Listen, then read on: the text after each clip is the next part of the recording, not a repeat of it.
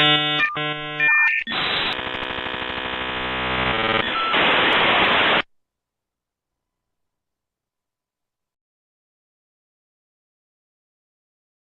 got SUPER7.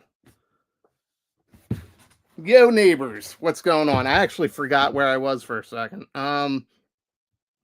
Listen, we're just going to get right into it. So let's bring our dancers out. We're going to start with the lovely Terry.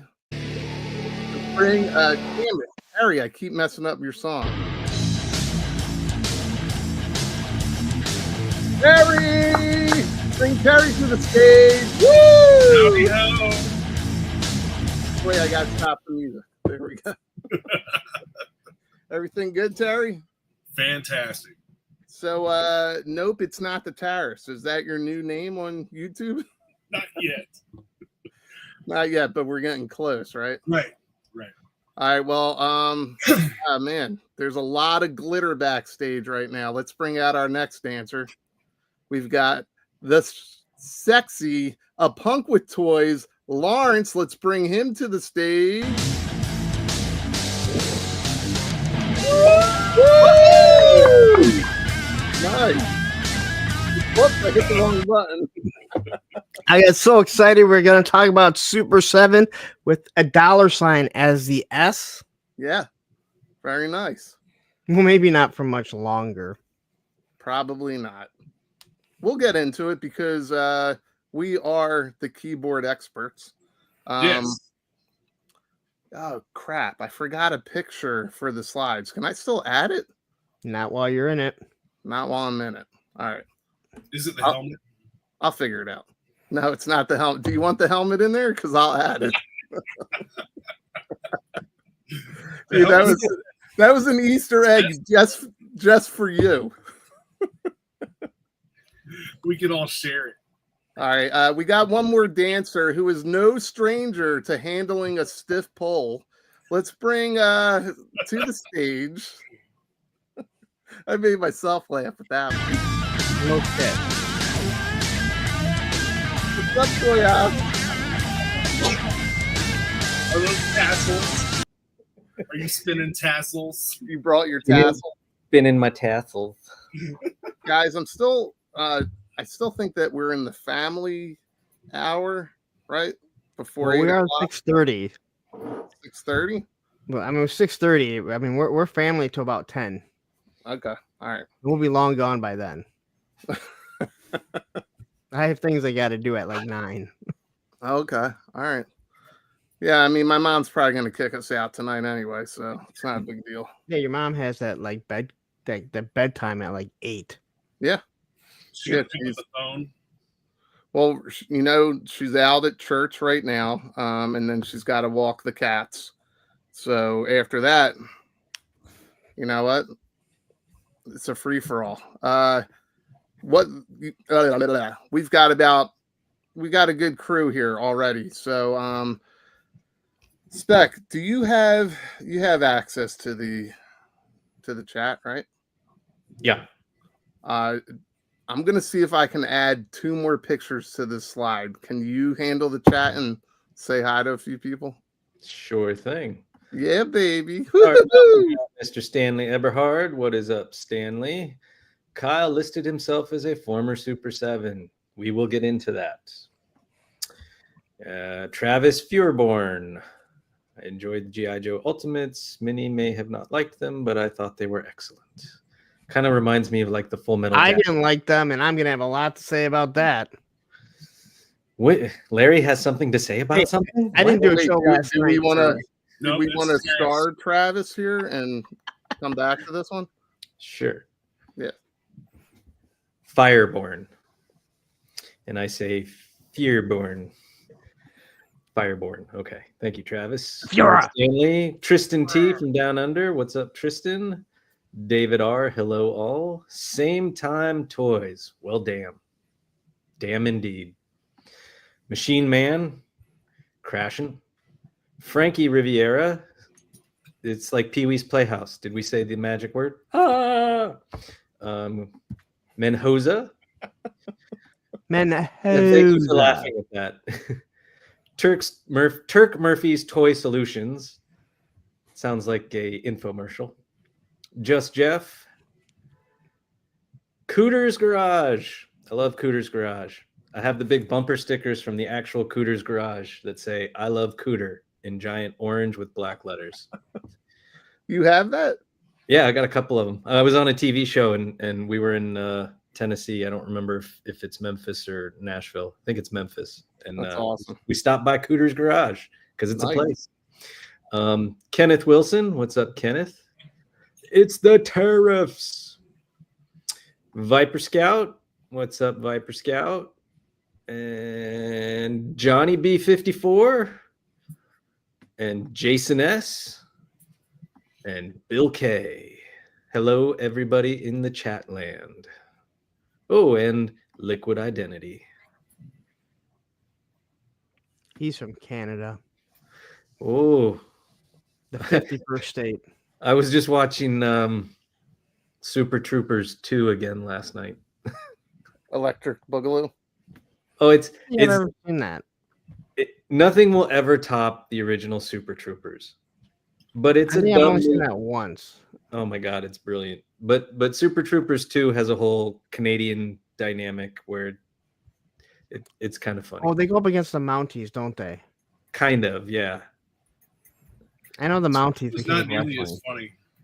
What's up? It was not nearly as funny as It was no. I don't like I very much enjoy the Broken Lizards guys, and nothing they have done even comes close to the original Super Troopers, except for Tacoma FD, which I think is on Netflix now. But that show is fucking hilarious.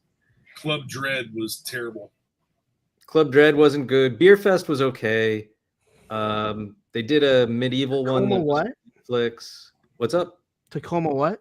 Tacoma FD, Tacoma FD? Fire Department. Fire department? Okay. Is Yeah. that the one where the chick gets hit in the larynx? Yeah, Yeah, that's a good one. It's worth a watch.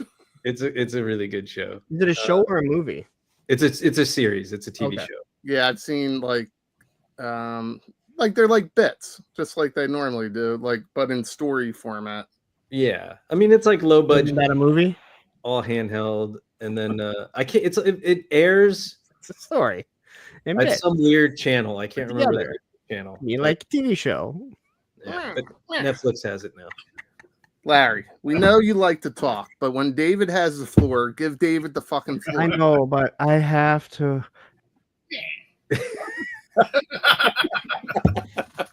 See? I'm trying to not put people to sleep. Now listen, that my hands are up here. My hands are up here. I know he's doing it. It's like a hook pulling him off stage. Listen, I say we just get right into it because I know that my mom's going to be home in a little bit. So first, I just want to address everybody that's here in the comment section and watching. We do appreciate you guys watching. I'm not good at the controls. We're just here to have fun. Hopefully you guys have fun. We'll try and highlight some comments as they come up. And this way you guys feel like you're part of the conversation. Hey, follow Toy. Wait, I'm doing it the wrong way. Follow Toy Optics, right? Follow. Am I doing it right? Yeah, Because I'm mirrored. Follow the Island Viper. It's not the Tariffs, and then a Punk with Toys. How's that? How'd I do? Awesome. Quickly, I just want to say something before anyone asks. Everything is fine with me. I've just been on doing live streams and other recordings. That's why I called an audible on my show last night. Nothing is wrong, nothing to worry about. So thank you to all the people who messaged me asking if I was okay. But I wanted to spend some time and watch TV with my daughter. So it's like you know, a Ferris Bueller situation. You know what's funny? you know, It was- that's I It was kind of just was me and like, Terry messaging him to make sure he was all right. You guys just want to dive in? Yeah, Bill, that sucks. The worst night of sleep I ever had was doing a sleep study. Dude, I did a sleep study, and Bill, do it, because you know what? If we're old enough to collect G.I. Joe, you're old enough to get your sleep study done, and you're old enough to get your prostate checked And your colonoscopy. Don't and your forget. colonoscopy. That's like the greatest 20 minutes sleep, and you'll feel like you were out for like 8 hours. After colonoscopy? Yeah. Oh, dude, yeah. I had one 2 years ago, and my ex had to take me, and it was like 9 in the morning, 8 or 9, I forget what it was. I go in, get it done, boom, they wake you up. I get out. I can't drive home. She comes and gets me. I'm like, man, let's go get some lunch. And she's like, it's 9:30. I'm like, what? I'm like, she's like, dude, it was like a 20-minute procedure. I'm like, let's go get breakfast. I was so hungry because of the fasting and everything. The Oh, little bag of Teddy Grahams they gave me was like the greatest bag of Teddy Grahams ever. That sounds absolutely terrible. I fast so much that it's not even a big deal anymore. Oh wow. Yeah. I mean, that's probably why you look so good on stage, baby. Boy, I mean, I gotta keep these looks up, man. Yeah. No one wants a male stripper with 2 kids, a stepdaughter. I mean, come on. And a Your C-section kids that scar. you know Where's, about. where's your C-section scar? Know about- Do you have a C-section scar? No. I had all mine naturally. Oh, nice. Just gotta open up there. Big tear. Oh my God. So yeah, listen, before I know the tariffs and all that talk, I'm going to move myself to the bottom here. I know that all the tariffs and all that talk really seem to put a number on people, and it's upsetting.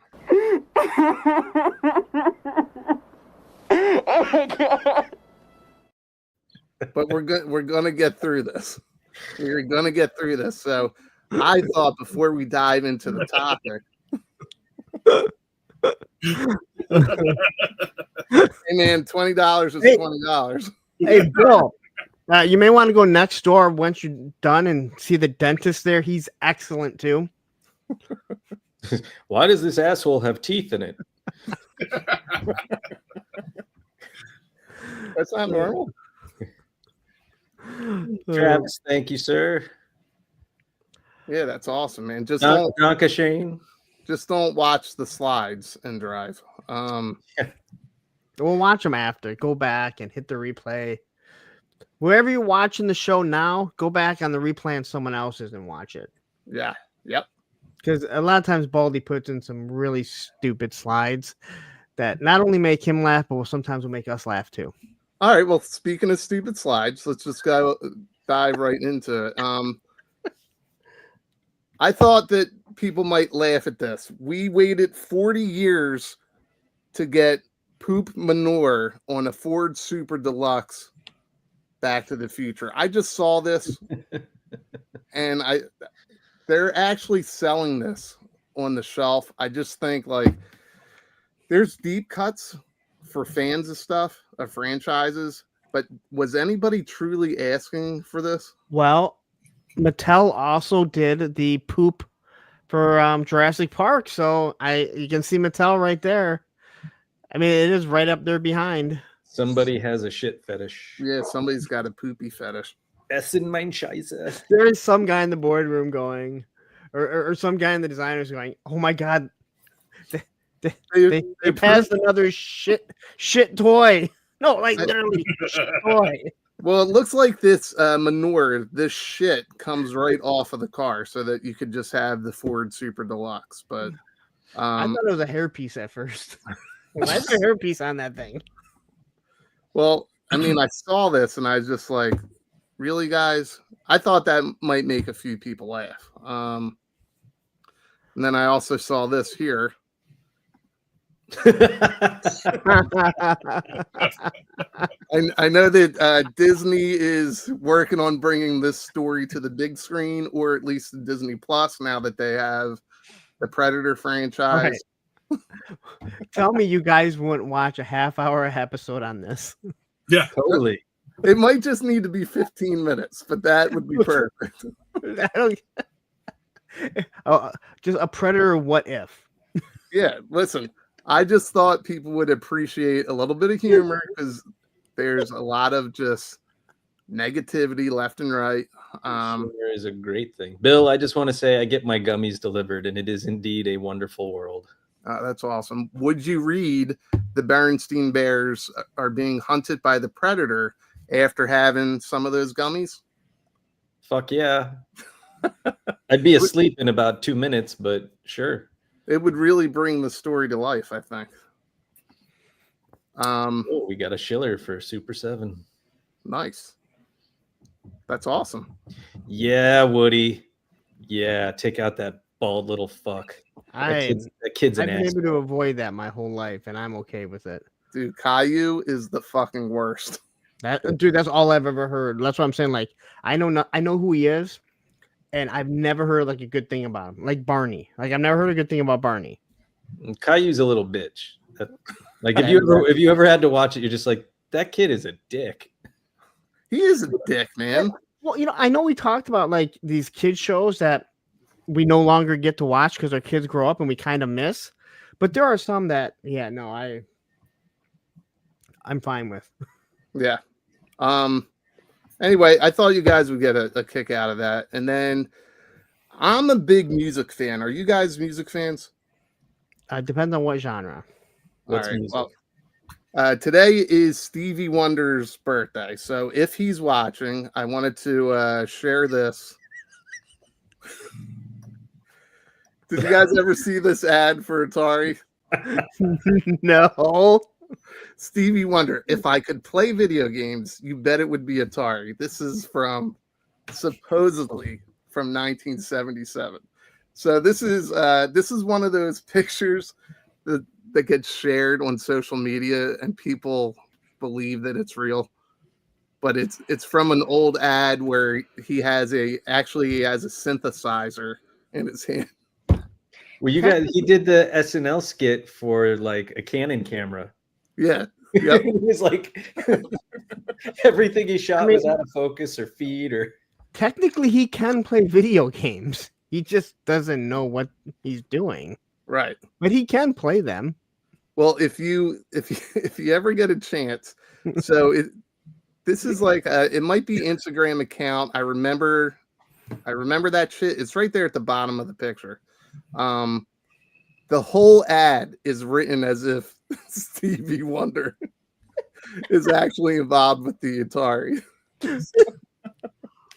But I thought you guys would appreciate that as a shout out to Stevie Wonder's birthday. And then this next one is for Terry because he's a huge fan. Terry, walk us through this picture and why you shared this earlier in the chat. So it's obviously the man, and he's out on a gun range. He's been shooting, talking about relieving stress, and that's something that I plan on doing here. Hopefully next weekend is going out to the range for a little bit. But look at this guy. He's 85 years old. Yeah, he looks like he's still got it. Yeah. Did you know that? 85 years old. Did you know 85 years ago when he was born, the sun started rotating around the earth? Mm-hmm.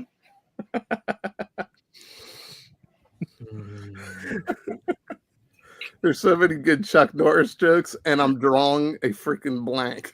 The best thing about Chuck Norris jokes is that he tells them. Yeah. Yeah, he does. He did it in one of the Expendable movies. Oh, I've never seen any of the Expendables, and I don't know why, because it's something right up my alley, but I've never gotten around to kind of watching them. The first one is good. They kind of all sort of get progressively worse after that. Well, I mean, just like those movies from the 80s did anyways. True. Well, but it's just like, I mean, the second one's okay, but it's like they start just trying to like stuff too much shit into them, and then you're just like, why is that guy in there? Why is that guy? Oh, why are they trying to fucking pump up Ronda Rousey and you know what? Liam Hemsworth?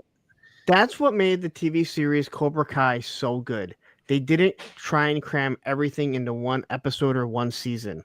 They let it branch out. Mm-hmm. But we're gonna get off on a tirade, and Baldy's mom's gonna kick us out if. It's all right. I think we have a little time. We could always talk Chuck Norris. But I do like the message that's in here. He's really just talking about coping with life stresses and challenges, and that's why we're here, right? And that's why we do this hobby. Right. So, I mean, movies are supposed to be an escape from all of that stuff. It's supposed to be fun and enjoyable. Yeah. And go ahead, Terry. I'm sorry. No, I was going to say, it seems like a lot of people get more stress out of it than what they do enjoyment. Well, I enjoy all the newly anointed economic experts that I see on web pages, so that makes me smile. You know, we've gotten used to it because there were all these political experts for a while. There have been all these medical experts during the pandemic. These guys. Yeah, now everyone is, you know, an economic expert. So it's not. I mean, no one's shocked, right? I'm incredulous. Yeah. Well, I don't even know what that word means. So, wait, there's got to be a words expert here that can tell us. I'm sure there is. So listen, we're calling ourselves the keyboard experts because, dude, we're just like anybody else watching. We have our opinions. We have an idea of what's going on. Some of us are educated. Other guys like me can barely read. But that's why we kind of balance each other out. So let's have fun with this. It's a sucky situation for Super7, but we're going to give kind of our thoughts on what the hell's going on. It's a sucky situation for the employees that lost their jobs. Same with Mondo, right? But this is something that I think people have seen coming. You know, they've been making poor quality products for quite some time. Yeah. And this is why I included this slide that Terry had. It's really about, like, listen, get your hobby and remember that it's supposed to take you away from stuff, because otherwise you could have a YouTube channel and you could be doom and gloom all the time and end up like this guy. Yeah.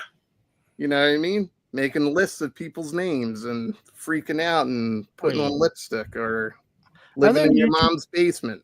Wait, are there YouTubers that are doom and gloom and then write down everyone that said something bad about them and then cite at what time they said it and what stream it was in? And then just keep talking about it and talking about it and talking about it nonstop every week. I've never had such a person make a comment like that in my video. Are you sure? So let's back up real quick because we have several people. What's up at Super7? What's going on at Super7? So there were layoffs at Super7 yesterday. The extent of which we don't know exactly, but I've heard that they are pretty deep. And we just have to see if they survive as a company or are winding things down as a company. And there have been a lot of issues going back to last year, because if you don't know, Super7 had an investment firm, I think, that put $25 million into it. Yep. Yeah, it was $25 million, $12 million up front. Yeah. And they didn't change anything. And the rumors were that Brian Flynn, who was the owner of it, was basically turned into a figurehead. He lost all his power. Now, I heard about this last year. I actually brought it up. Brian Flynn has disputed it. He said that is not true when he's been on like the Full Force and other channels. Now, this was before Joe Fest last year.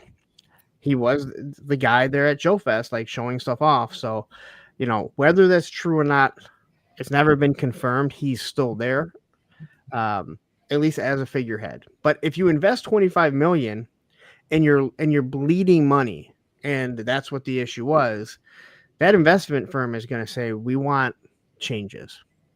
And right around this time, that's when you finally got double jointed Turtles Ultimates.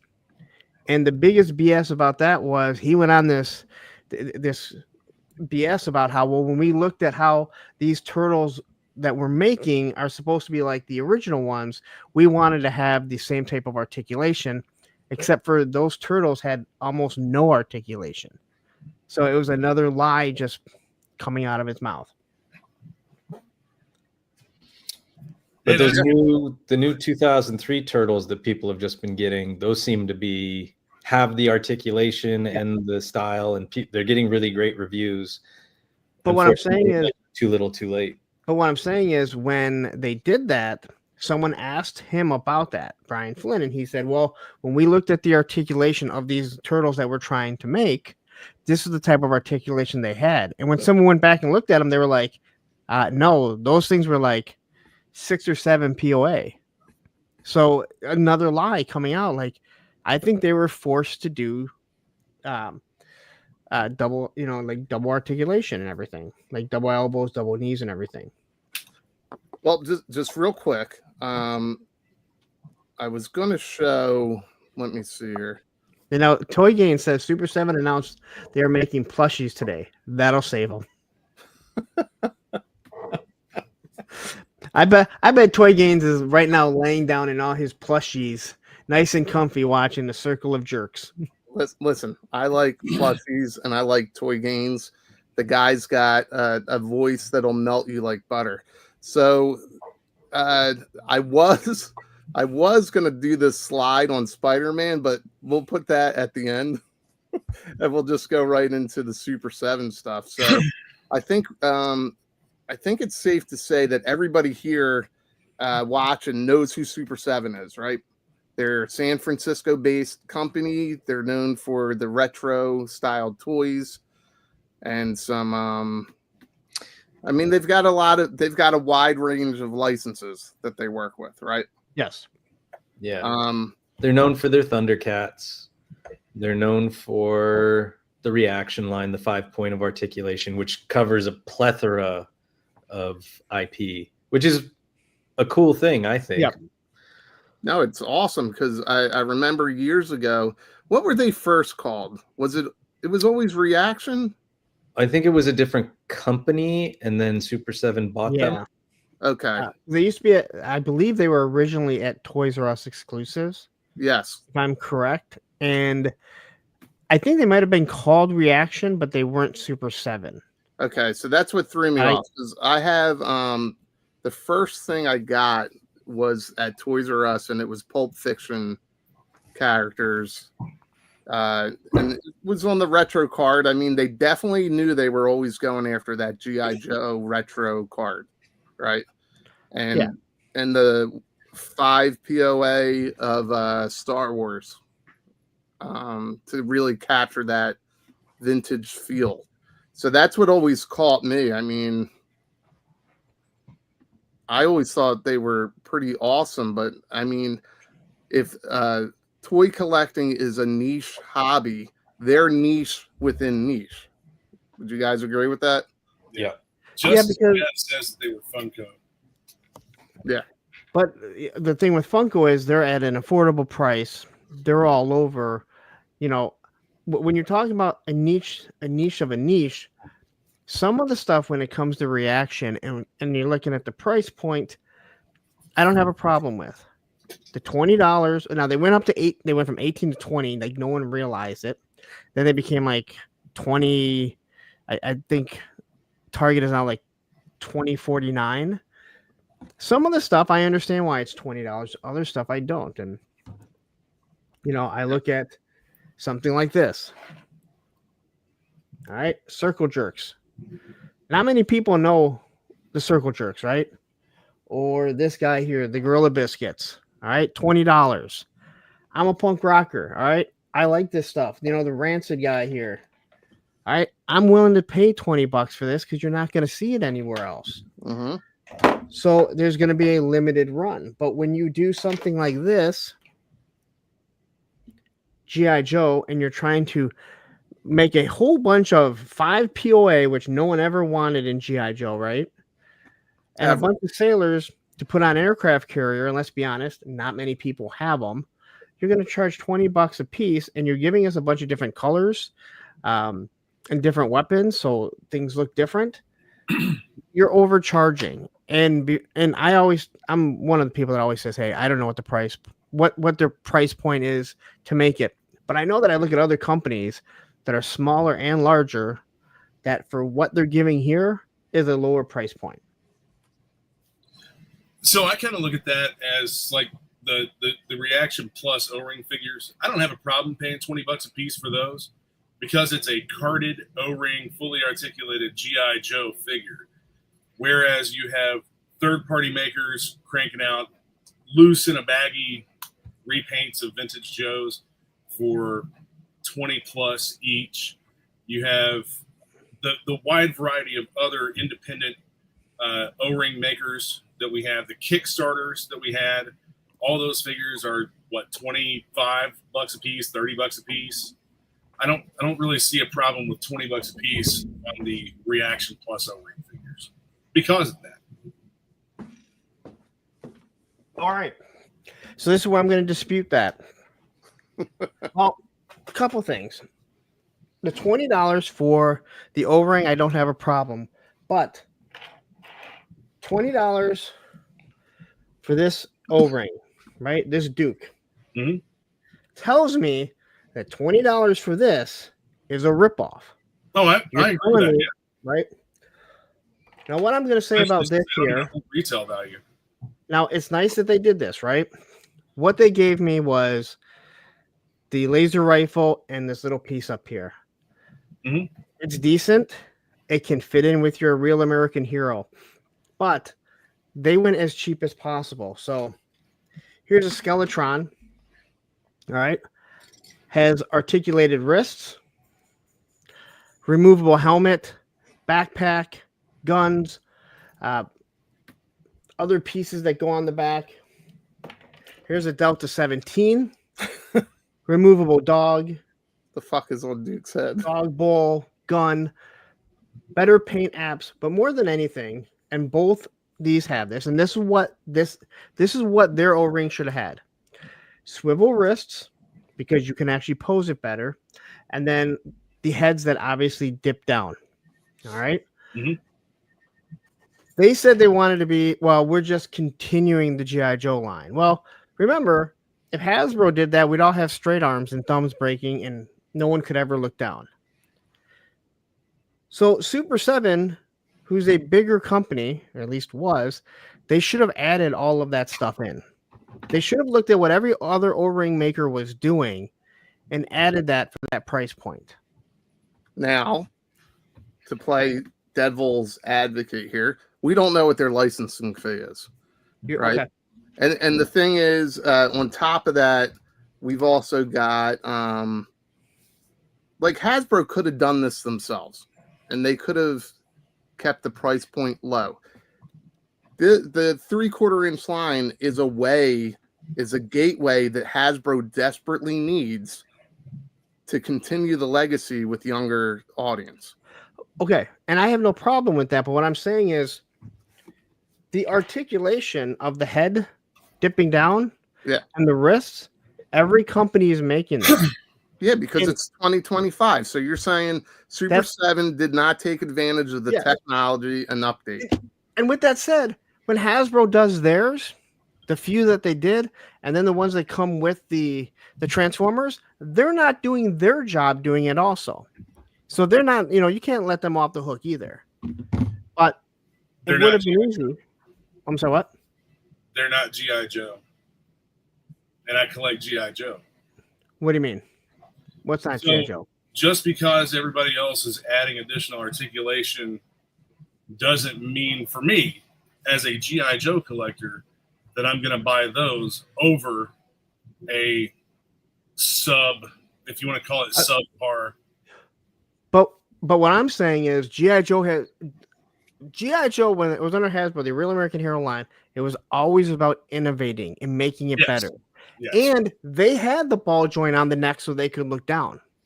So all you would really be doing is adding that swivel wrist to it, which is what they're all doing. And it makes them hold the weapons better.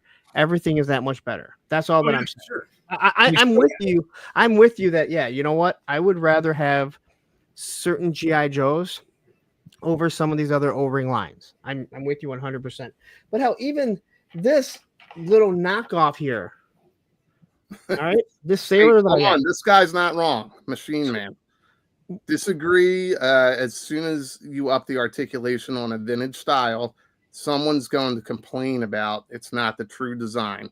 And that is exactly how classified started to move towards the retro looks, the retro cards, because Okay. you had guys complaining, that's not my G.I. Joe. Yeah, I shouldn't be doing that. Not 1984.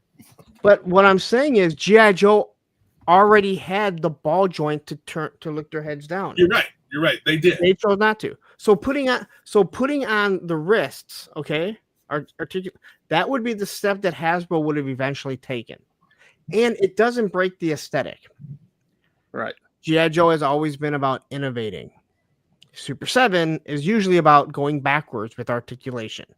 Well, before we completely trash SUPER7 as far as what they did wrong, I mean, what they did right was what you said here. Whoops, I did not mean to do that.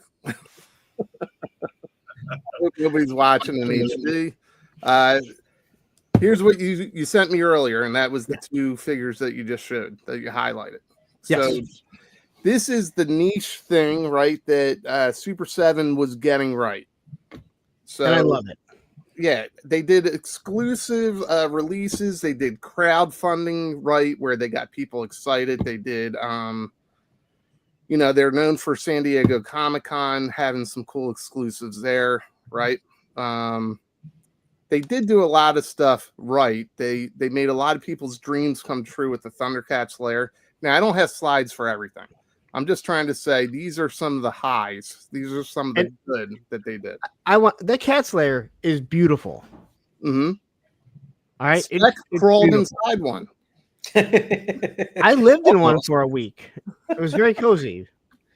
I just couldn't believe like how massive it was in person.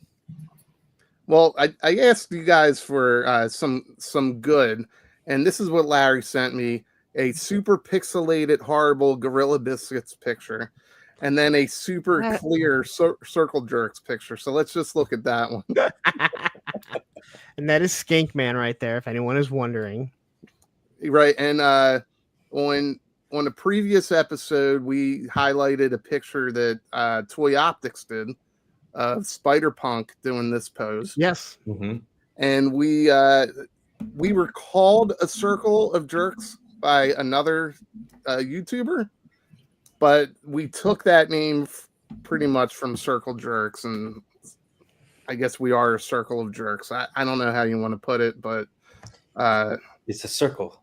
It's the circle. You got to get that clip from what is it? I now pronounce you Chuck and Larry. Well, listen, let's get clips and we'll start loading them in and add a little more production to the show. So this is the good, right? They did a lot of good. Yeah. Terry, earlier, I think you brought this up, that it's going on like 2 years now, but they did have an investment firm pump $25 million into the company because they believed in what they were doing. So they were on paper or in the boardroom on the right track, right? But as we know with what we've seen with Hasbro, whenever a company is beholden to investors, they have to make them happy. And if SUPER7's profits weren't where they wanted them to be, then that's probably why they laid people off. Hasbro just, did 2-3 rounds of layoffs? Okay. Yeah. Right. Well, I mean, Hasbro has been around for 102 years now. Yes. They might go out of business in our lifetime. They might. They might. It depends. So listen, can we address that real quick? You can do whatever you want. Okay. I'm not naming names. But retro blasting. Oh, I'm sorry. We were told that we're supposed to name names. We're not supposed to not name names. So okay. Retro Blasting put out a video. Retro Blasting put out this video and went nuts on just corporations as a whole. A lot of his argument is pretty on point when you think of corporations and greed and things like that. But there are just some funny things that he said, and it's the sky is falling mentality, and he's got this platform, right? And dude, he said some crazy shit about. So like he showed up in my feed. I'm not subscribed. He showed up in my feed, and it said all North American Hasbro pre-orders have been canceled. So I was like, what? Like, I don't follow this guy, but he's a smart guy, right? We can all agree on that. He's Machine Man is right here. I mean, I think I'm already banned or blocked or. Well, I watched the video because I was like, listen, I haven't watched this guy in a while. Let me see what he has to say. And while I'm watching it, I was going into all my Hasbro pre-orders, and they're all there. And so are mine. If you go into the comments section, everybody took what he said verbatim. Then as I'm watching and I'm discovering that each of my pre-orders are still there, he then says right in the middle, very quick and subtle, I don't have any pre-orders with Hasbro. Dude, I had people messaging me telling me that Target had canceled everybody's pre-orders for G.I. Joe, all Hasbro products. Somebody else was saying that Walmart had canceled any pre-orders for Hasbro products. I looked, my Target orders are still there. My Walmart orders are still there. Same with Pulse. Yeah.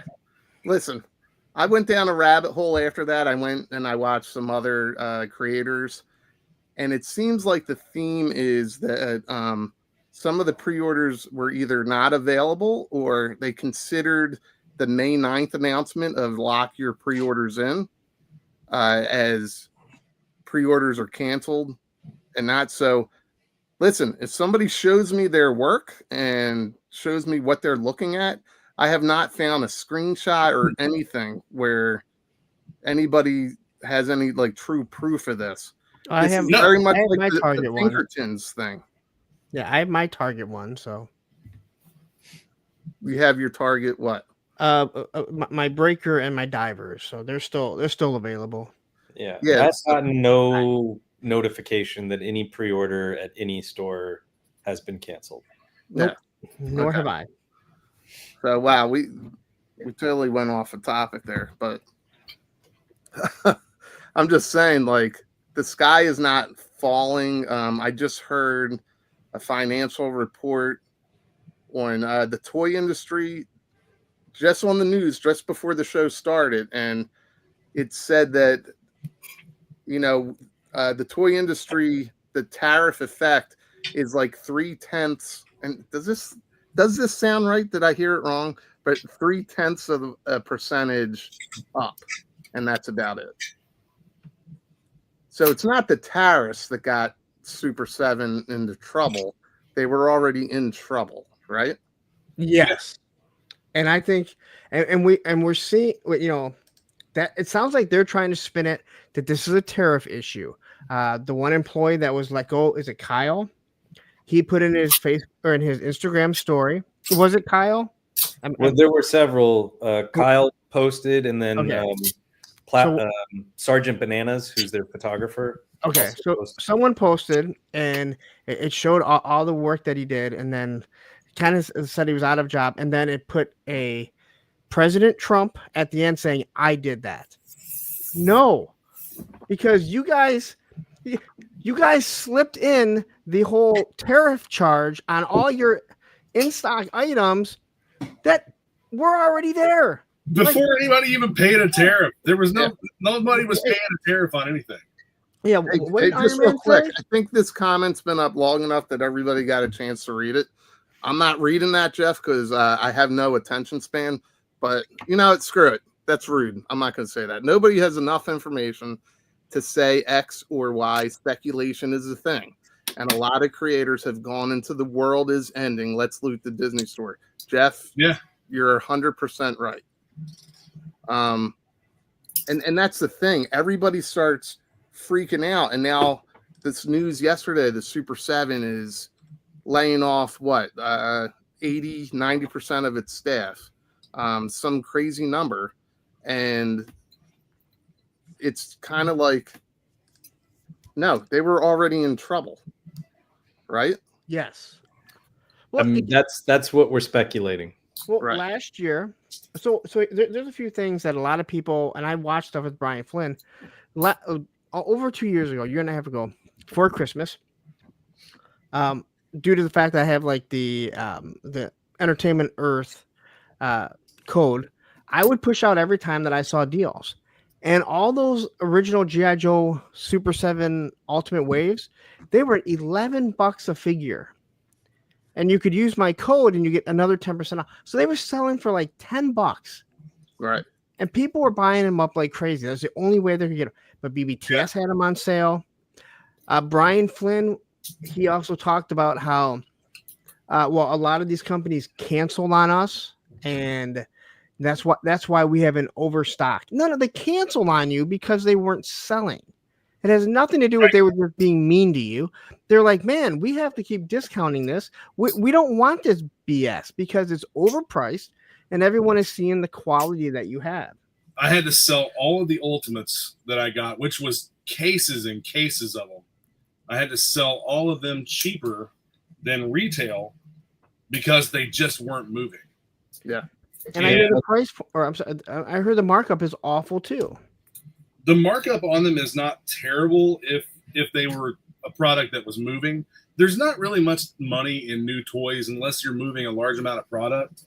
The only reason I carry most new stuff is because it drives traffic for other stuff that I sell. The main thing that I sell is back behind me, these custom cases. Yeah. Custom display cases. Drives traffic for that. But I like to have other new stuff as well. And like the Super 7 stuff just does not sell. The reaction figures couldn't give them away most of the time. Jeff's on fire. Read this one. Super 7 makes action figures that look good. However, if you accidentally look at it wrong, it'll fall apart if you breathe on it. I don't know if I agree with that or not. I've got a couple Ultimates. I have 2 that are open that I'm keeping. I had a bunch of the Turtles. I sold the main Turtles because those went quick. People wanted those. And then I have a bunch of like Man Ray or Ray Fillet and Shredder and Krang and all that. And I bought most of them from my comic store because Black Friday 2 years ago, all their Super 7 stuff, they were clearing out at 50% off. So I was getting these figures for $25 each. And it was just like $25 each. Hell yeah. You sent this over, Spec. Is this an Ultimate? That is an Ultimate. Yeah. That's one of the ones I bought. I think I paid full price for it, or maybe I got it on a little bit of a sale on Amazon. He's one of my favorite turtle characters. So if they make a Mondo Gecko, I'll buy a Mondo Gecko. And then this is basically like a nicer, more articulated version of the original TMNT figure. And it's a good figure. It's a solid figure. I don't think it has any QC issues. He poses well. He's got tight joints. Like the paint apps are nice. They do some good stuff. I also have a Lion-O and then both versions of Mum-Ra. It just makes a lot more sense to me that a company who is putting out a product that all of the retailers have to sell at a clearance price, it makes more sense to me that that's probably why they're in trouble. Nope, it's the tariffs. Yeah. And No, I think the tariffs are more of the straw that broke the camel's back than anything else. Now, I'm not going to defend them. I'm not going to defend them proactively raising all their prices on in-stock stuff, because that sort of feels like, robbing from Peter to pay Paul in a sense. And they were already in that situation. And that's what the point of this episode is tonight. A lot of it is, like we said, we're keyboard experts weighing in, right? Everybody, I've said this before, everybody knows a guy who knows a guy. And we all get inside info. We get these side chats, things that we don't post, we don't run. Like somebody, a friend of mine that one of you knows very closely, gave information about Super 7 yesterday. And I was like, hey, why don't you run with that news? And he said, no, just out of respect, I'm not going to run with that news. And I respect that. So nobody in that chat shared the information, and then all of a sudden it was shared and it's out there. And now everybody's talking about it, so we decided that we would talk about it tonight. But they were already in trouble. So in 2024, they lost licenses, big ones, like Disney. Yeah, Disney pulled everything because they didn't understand, and he even talked about it. He goes, because what they want to do is when they give you a wave of 4, they want to give you different characters that don't go together, so you continue to come back. And Brian Flynn even said, Disney doesn't want, not Disney collectors don't want that. If you do Lilo and Stitch, they want 4 Lilo and Stitch characters. They don't want Stitch, the Lion King, Belle, and Tiana. And again, makes sense, right? Especially considering these aren't toy collectors; these are Disney collectors. Okay, now listen. Does that Disney logic apply to Marvel? Because Marvel breaks up a team over years. No, because it's Marvel. Because it's Marvel. So because Disney specific. Well, those are toy collectors. When they went with the Ultimates, you're appeasing to that Disney collector. You're appeasing, like my daughter collects Lilo and Stitch, right?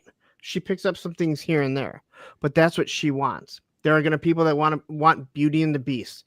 They're going to want Tangled, Frozen, right? They're going to look and go, okay, well, I have Elsa, but why don't I have her sister? Why don't I have Sven? And wait, there was just a comment up.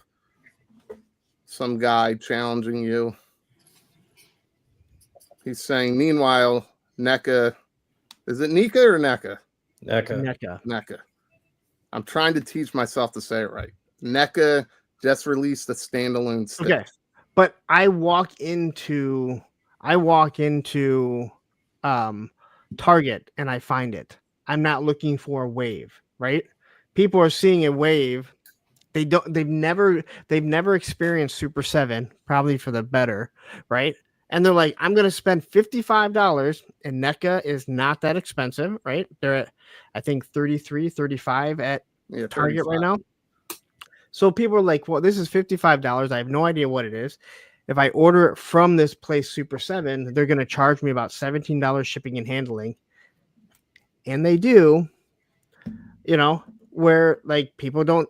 Hell, people in the G.I. Joe community still won't order from BBTS because they're like, I don't know if this is a legit place. You know what? You need to stop collecting toys. You mean this isn't Hills or Big Blue? So, games, you're absolutely correct. Like, you're right, but they're showing off a wave.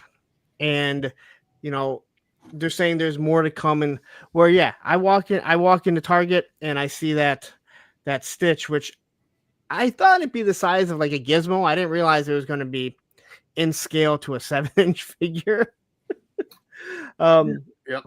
But yeah. Okay, so this here. Oh, don't get me started on this one. Punk also had to love the SUPER7 Power Peralta figures. Also, the packaging on all their stuff is amongst the best, not including 7-Finger Wild Bill. I will give you the package. All right. So this is why I want to love them, right? They give skateboard characters, right? Yeah. What should a skateboard character have? Skateboard. Shoes. A skateboard. Not one of them is a skateboard. Again, a helmet. No, that's just the people that work at SUPER7. We have a helmet.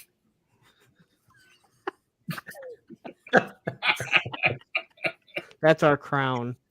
This is the crown we're all required to wear before we get in the chat.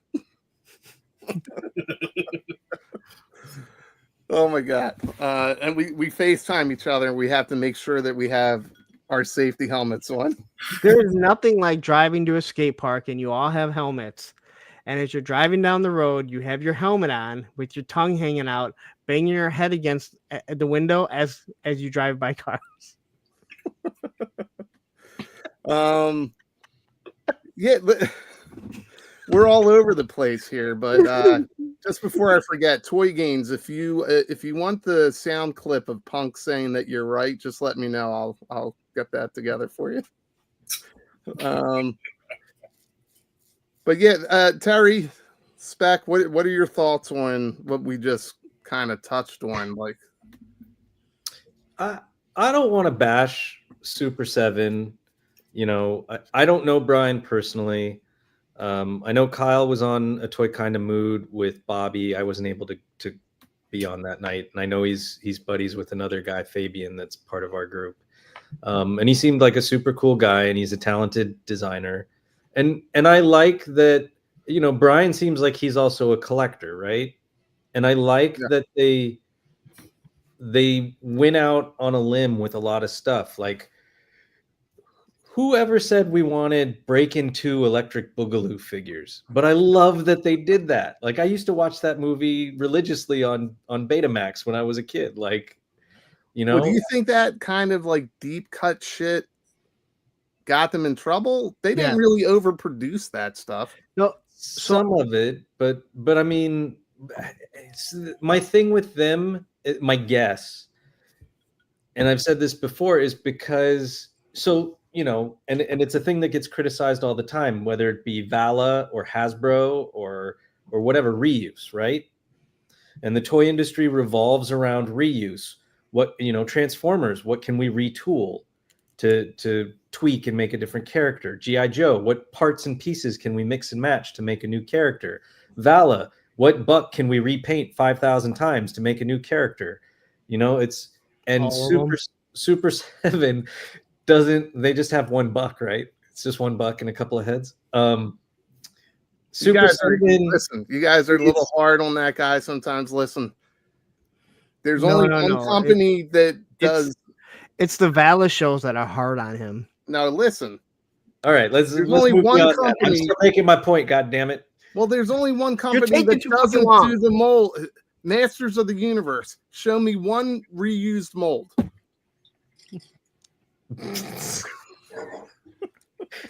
All right. Go ahead, I'm sorry. Okay, so SUPER7, like, yes, there is reuse within that line, but I think most, especially like the reactions, most of that stuff is one and done, right? Like, look at their Simpsons line, which was fantastic. All the Troy McClure and the gangster and the Schwarzenegger character and all, like, but you can't, that only has no reuse or so much reuse.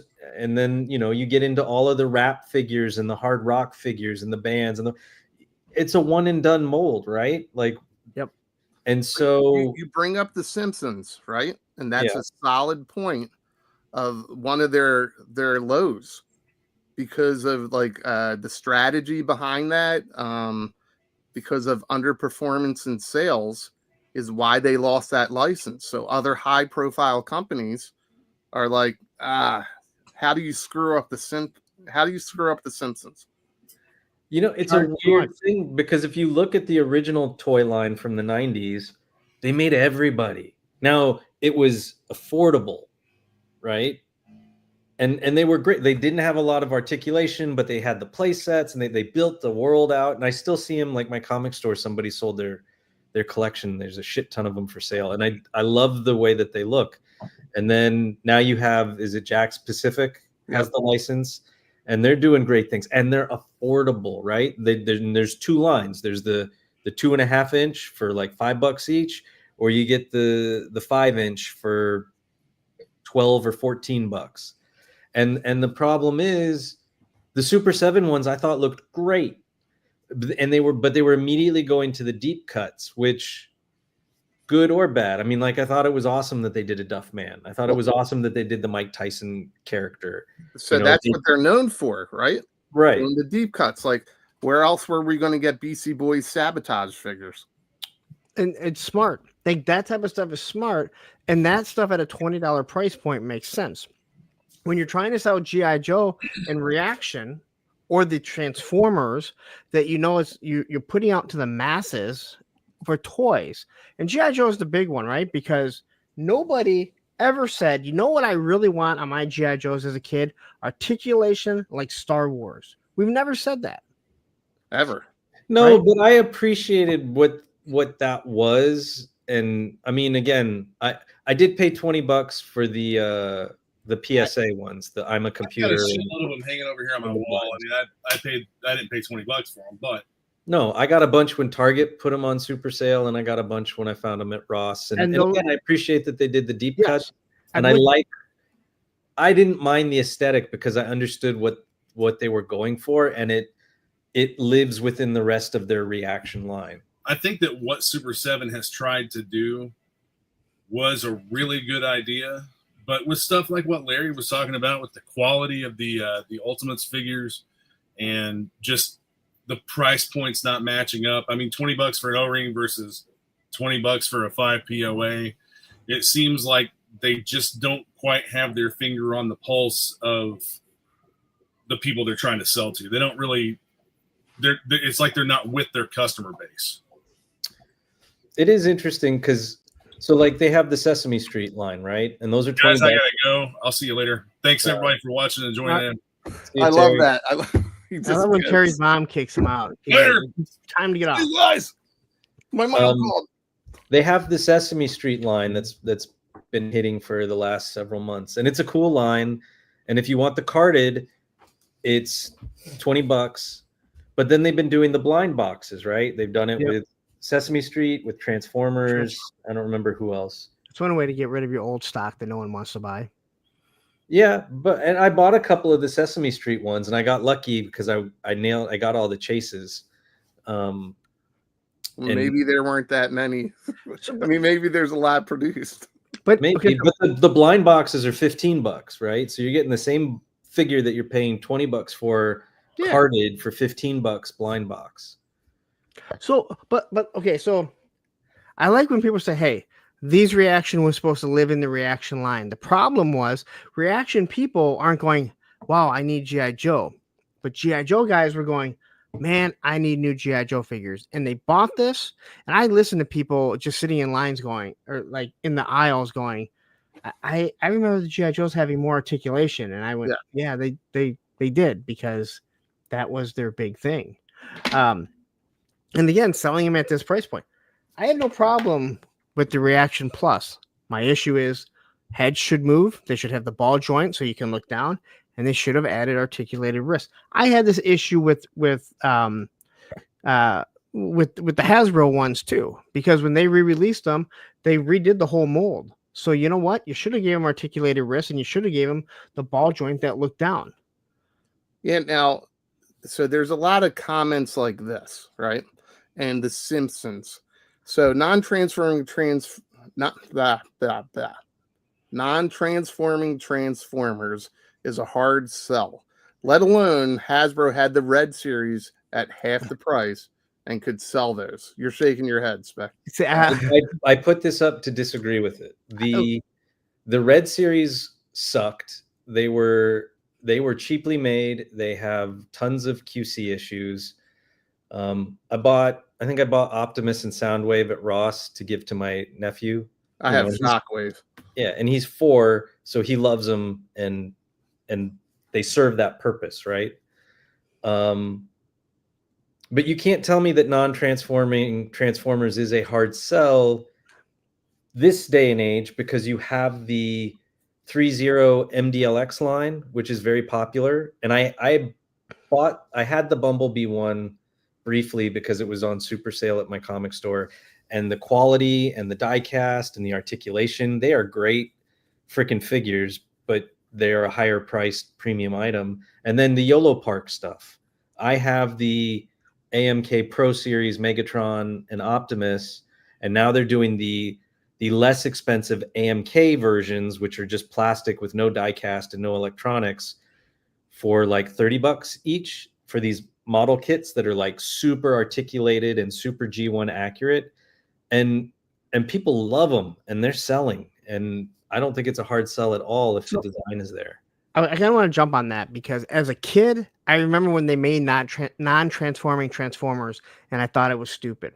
But as an adult, we're not transforming them. If you want the robot. If I want a Peterbilt, I'll buy a Peterbilt. If I want a Lamborghini, I'll buy a die-cast Lamborghini to be, Sideswipe. So as a kid, I agree, but as an adult, no. You know what? Give me the robot that we saw in the cartoon and make him articulate. I'm never going to transform him. But again, you still do have Transformers that do transform. So I used to be with you as a kid, but not anymore. As a Transformer collector, the greatest thing about Transformers, even with the shitty price hikes, you still get your money's worth because you're getting 2 toys in one, right? And depending on who the character is, okay, I open my Transformer, I'll transform it because you want to go through the complication of transforming it, or my son does it because it's something he can fidget with in the car or whatever. And then depending on who the character is, depends on whether I leave it as a robot or a vehicle mode.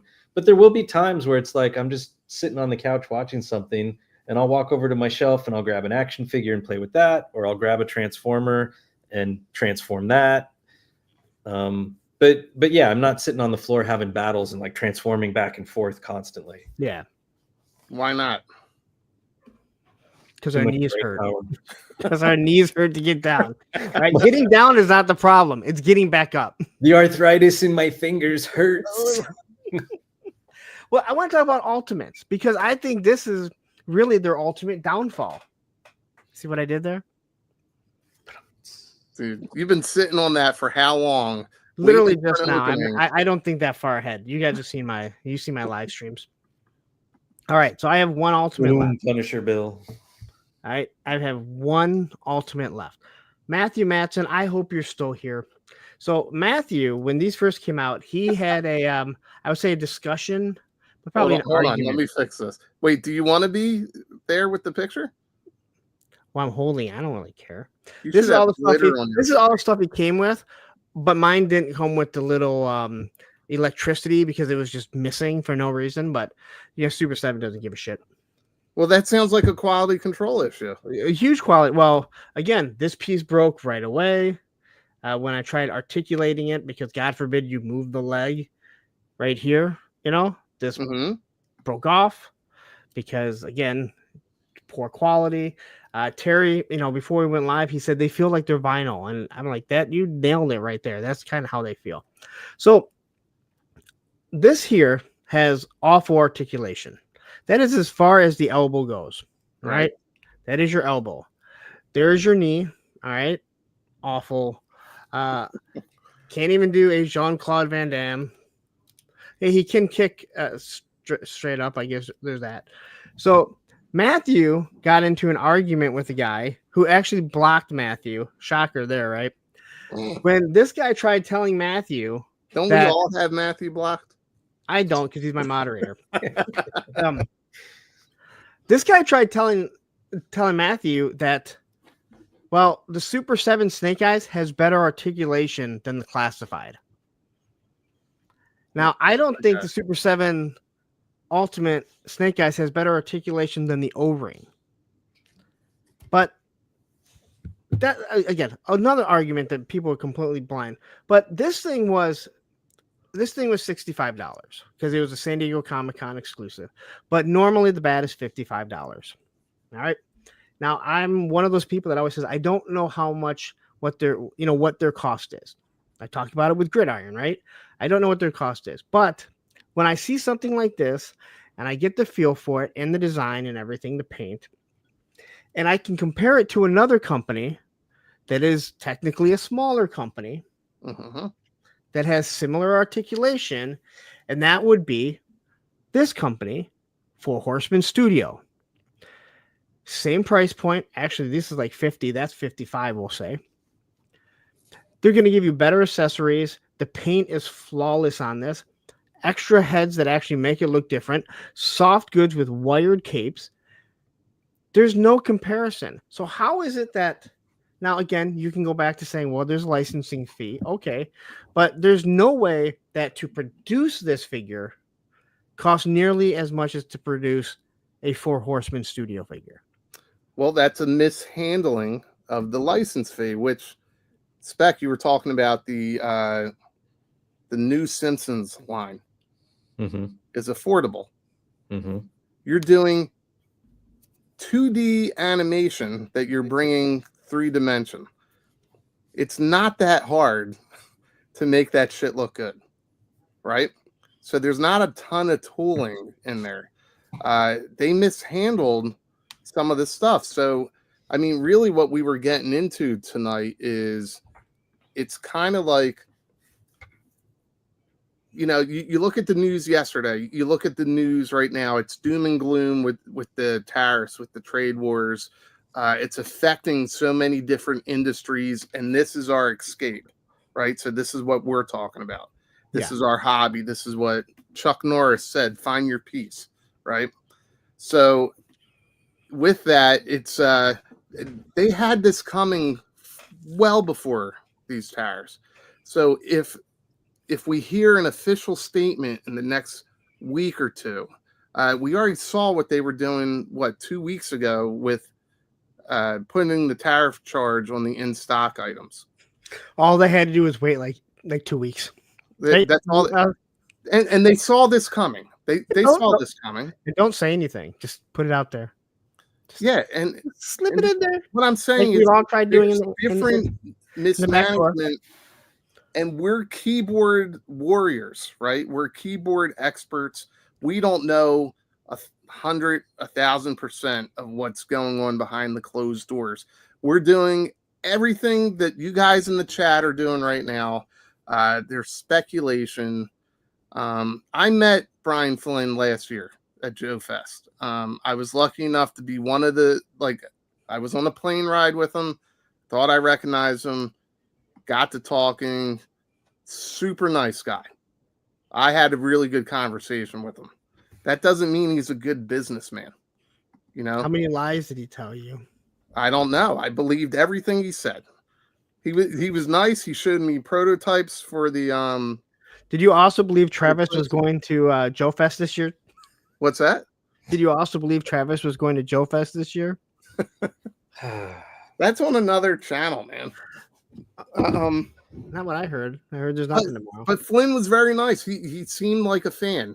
He seemed like a fan of the O-rings. He told me how they got Hasbro to finally jump on board with letting SUPER7 do O-rings versus the 5 POA, which he said they never wanted to do it, but Hasbro didn't allow them to do it. Okay, then so this is my problem. I always say Brian Flynn is always lying.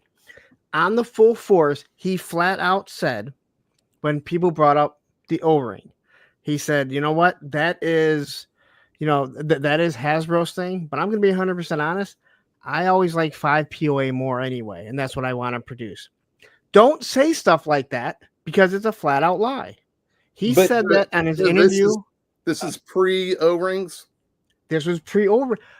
But you're a businessman trying to sell your product. But you don't have to say that because then you catch him in other lies. That's what I'm saying. It's just another thing compounding on lies that he's made up. He wanted to do this instead? Yes. He said, I've always he's like, I know people aren't going to believe this, but I've always liked 5 POA action better. That's bullshit. Nobody likes that. Thank you. No G.I. Joe fan ever said, man, I wish my Joes were like Star Wars. But you know what Star Wars fans said? Man, I wish I could bend my knees. So why is it at the end? Why is it at the end that they're getting it right? We got a color changing in the sun Zartan dressed up like Cold Slither. He's got a microphone, by the way, which I think will be compatible with the SDC. Is it giant?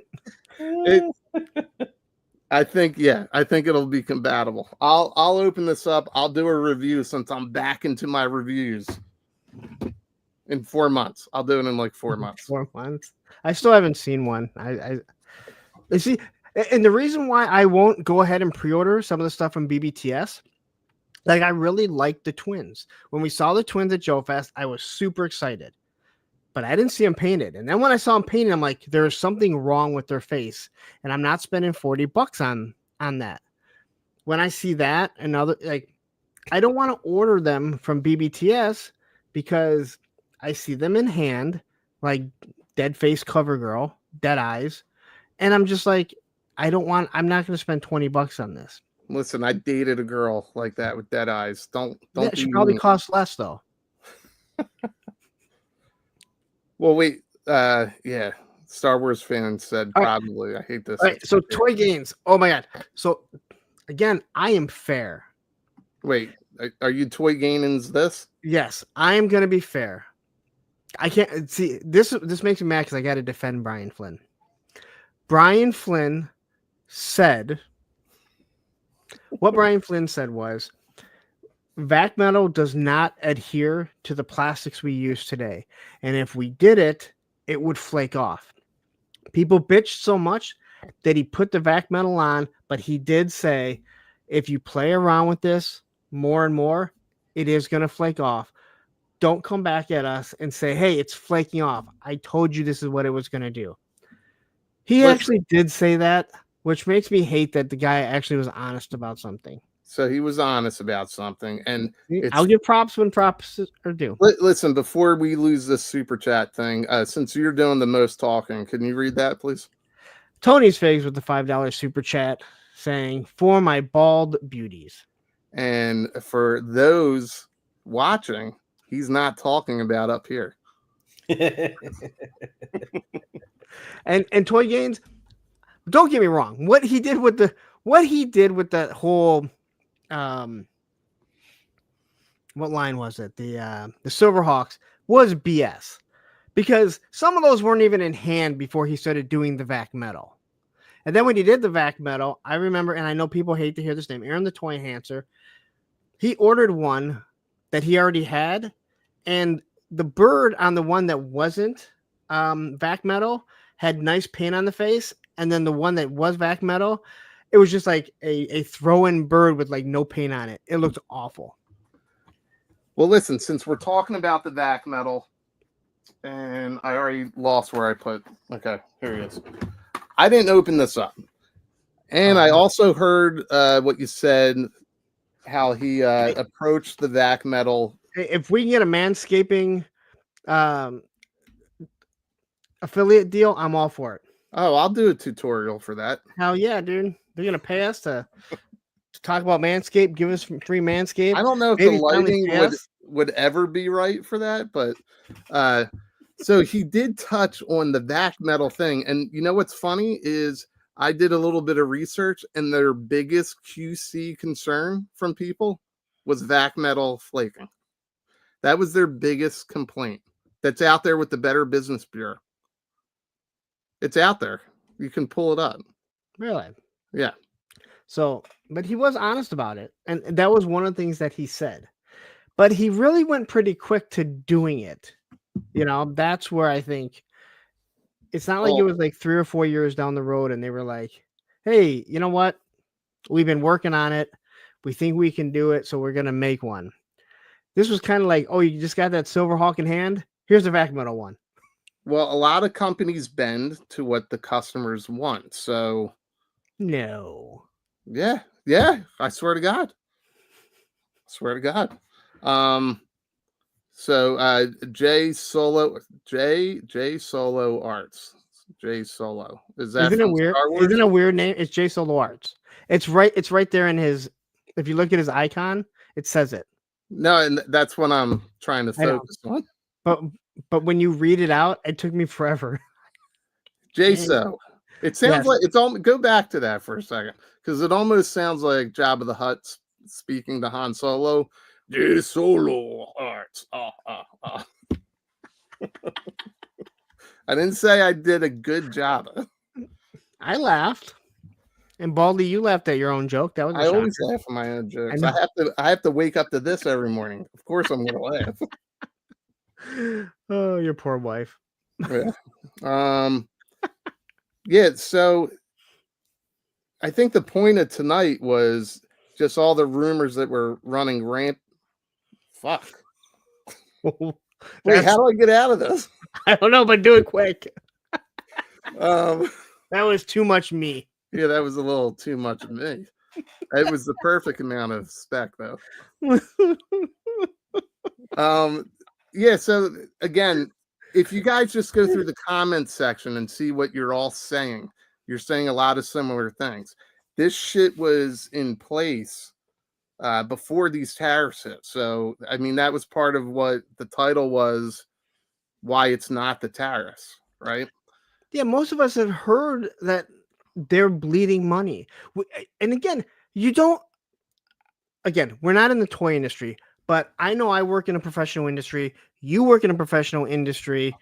Spec doesn't really work. But Guy's not even here and you're kicking him while he's out. well, he was here when I started talking. Anyway, and you know, one of the things is like when you sit there and I talk to my boss about our copiers and he's talking about what they're saying the price is going to be, I can see how that's going to affect toys. All right. You work directly with manufacturing. Yes. So you can see we don't have to be in the toy industry to know that type of stuff, but at the same time, I don't need to be a plastic expert, as Bobby Valla once called me, a plastic expert to look and go, nice. I thought so too. Bobby B liked it also. I don't need to be like an economics expert to go, well, if you have SUPER7 at $55, which everyone thinks is too expensive, and I can see what a Mythic Legion goes for and how much better it is, but then I can also see that BBTS and Entertainment Earth are trying to sell them off at $11. That something and they still have stock. Yes, because isn't the same thing that happened to Funko Pop? Right? Funko did the same thing. Hell, Funko dumped what, $20 million worth of Funkos rather than just like give them away to charity, to needy kids. They're like, we're just going to throw them in landfills. Yeah. Well, they do that for insurance reasons. We learned that when we were kids with ET, and it's a douche move. It is a douche move, but it's for insurance reasons. That's where evil corporations come in, right? But there's also mishandling. So another thing I did to kind of support our topic tonight, have you ever heard of Glassdoor? No. No. Okay. So how can I explain Glassdoor? So is anybody in the chat familiar with Glassdoor? So it's almost sure like Matson is. You think that Matthew is? He's an expert on everything. What about you, Spec? Have you ever heard of Glassdoor? My showers have glass doors. Maybe that's where you can do the manscaping tutorial.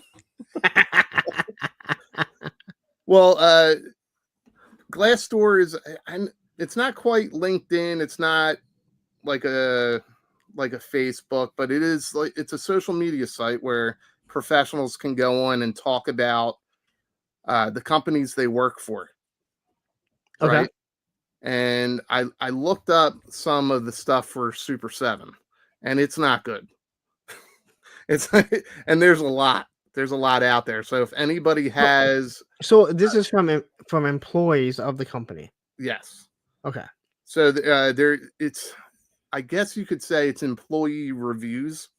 So you can look up most large companies or large businesses, because SUPER7 is somewhat, I mean, it's not huge, right? But it's large enough to be reviewed on Glassdoor. Well, how many employees did you say they had, Spec? Didn't you say they had like 100? I thought someone said that they had like 120 employees in one of our chats. Nope. Well, here's what I pulled up. I made a little note here. Employee reviews, highlighted issues with micromanagement. Toy Games wants to know if Brazers. Is it Brazers? I always said Brazzers. Either way, we know what he's talking about. Gaines, what is it? Can you explain it to me? I don't know what it is. It is it's basically the same site that the Valla shows go to whack off to their god. What the fuck?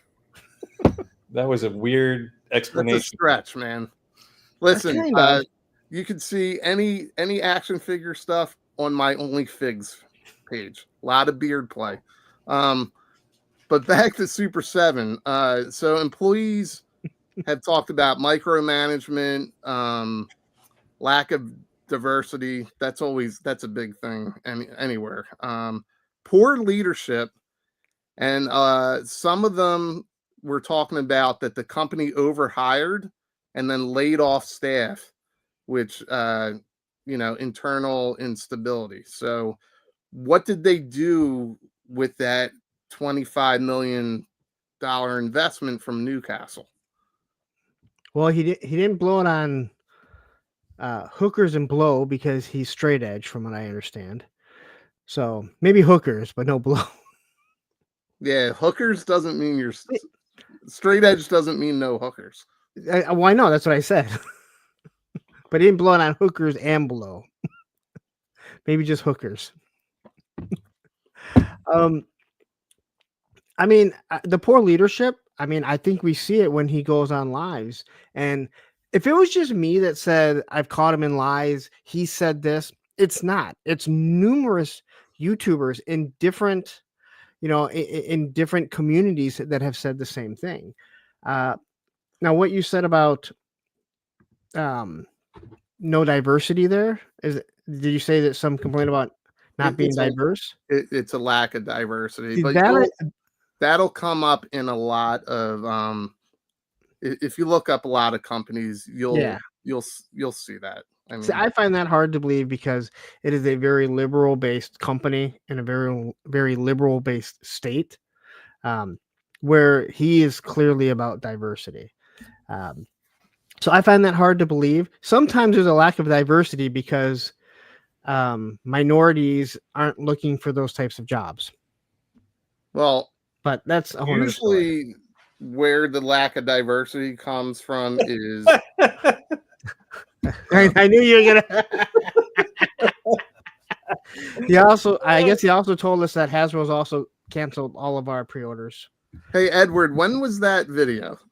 Was it today or yesterday? Was it while we were live? And I'm actually asking because the video I watched, I think, was from yesterday. Jake Anderson. Okay, he's right. Maybe the blow was for the hookers. Yeah, Eric said that. Sometimes that extra money is not just for the hookers. I've met Jake in person, so I want to highlight his. All right, Edward, we probably saw the same video, and I think you should give that a rewatch. Dude is very smart, and he makes a lot of great points. He'll tell you how smart he is. About the corporations. He does make a good point about that, but there's some specific things that I'm just like, what are you talking about? It's just out there sometimes. Listen, I mean, everybody should do their own research, right? Go out there, do your research. The data is out there. I was able to go on Glassdoor and look up SUPER7, and it was just to support that if we hear in the next week or so that it's a tariff situation, it's not. It's been a struggle for some time. What's up, Frank? Thanks. I'm lazy. Well, if you go on Google, it's very easy. Google. I still use Ask Jeeves. Do you guys use that? No. You guys don't go into the AOL like walls or anything like that.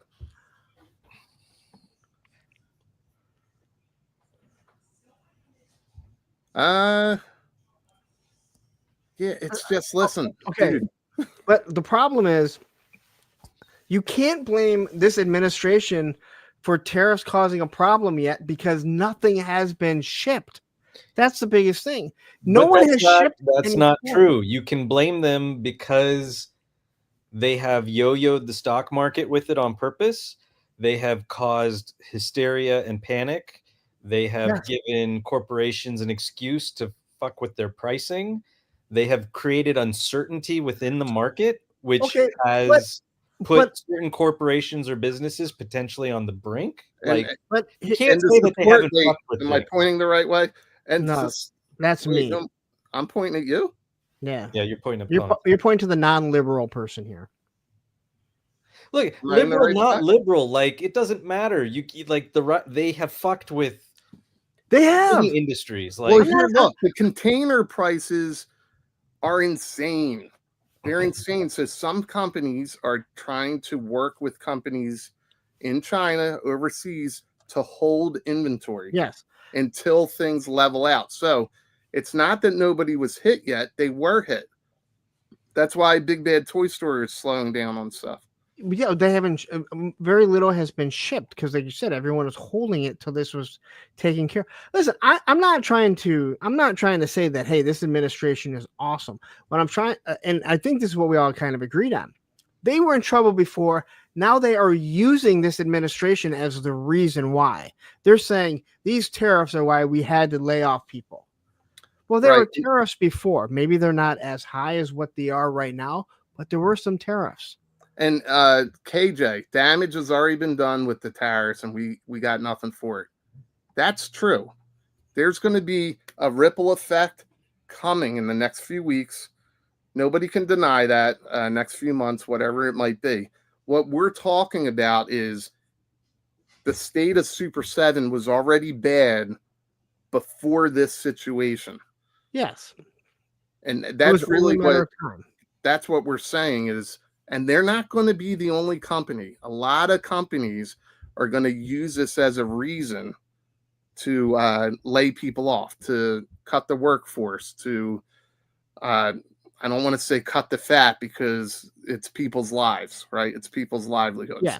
I don't want to say that, but they're going to trim and they're going to look where they can, where there's redundancy. They're going to find ways to cut costs, and they're using this as a reason or as a catalyst.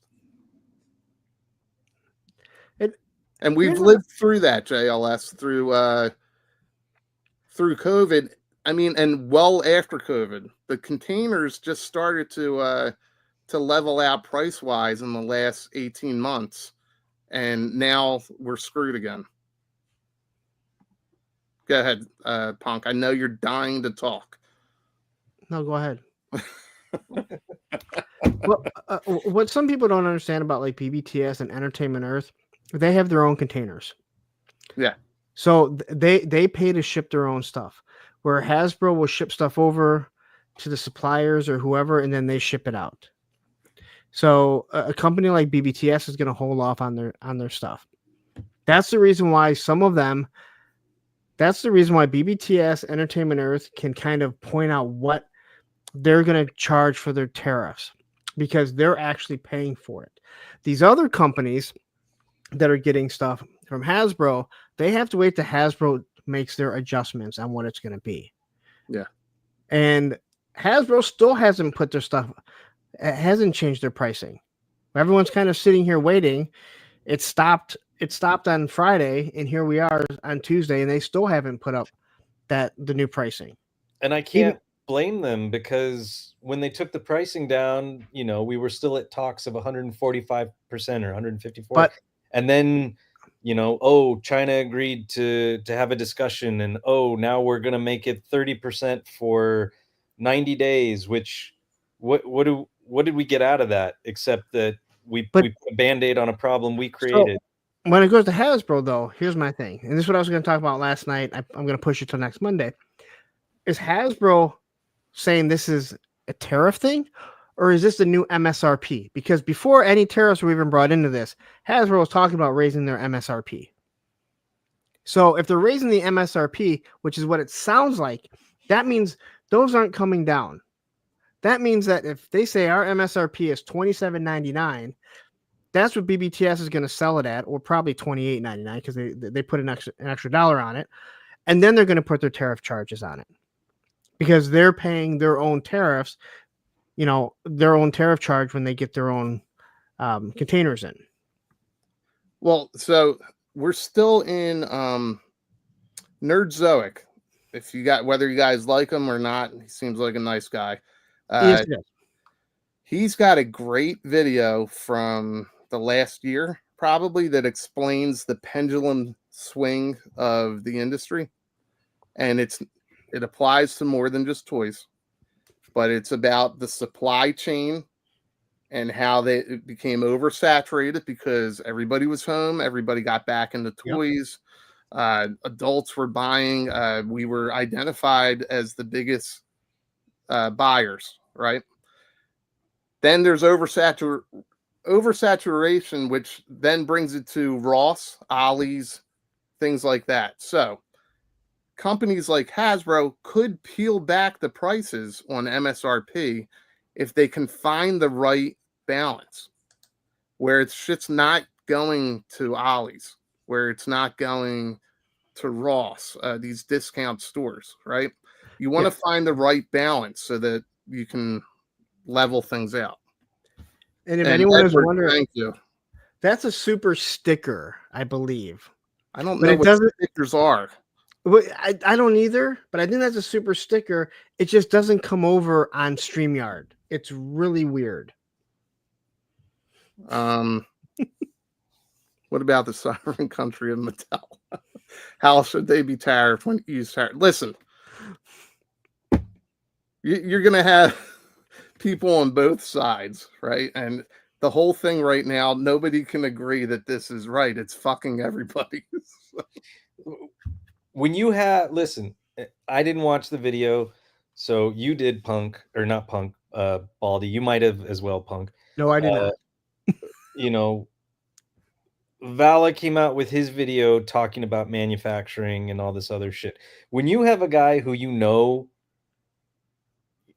I'll put $100 down that dude's as conservative as they fucking come, and I can guess who he voted for, this, that, and the other, regardless. When he's sitting here, where he is in the pipeline and the chain and all that, saying like, you don't think I didn't look at making things here in the USA? This is the reality of it. Like, this isn't a fucking partisan issue. It's both sides of the aisle. Everyone's getting fucked. Yeah, everybody's getting screwed. And listen, whether I know that Bobby likes to tout everybody hates me toxicity. No, he's very smart about the industry when he focuses on his stuff. You know what I mean? When he focuses on what he's encountered, he does share some knowledge out there. And yeah, he had a pretty interesting thing about the containers, what it could cost his company. No, you can't just invest in making toys here in the US. There has to be time to put that in place. The reason all the toys go to China's the 1/3 of the world's population, or Asia is. So they're able to do things a lot differently. They have more raw materials than most of the world. They have more people to work. They can do things cheaper than we can here in the US. So all that needs to be considered. It doesn't matter who you like or who you don't like. There's good arguments and dialogue that can still be had, right? So I don't know how to end that.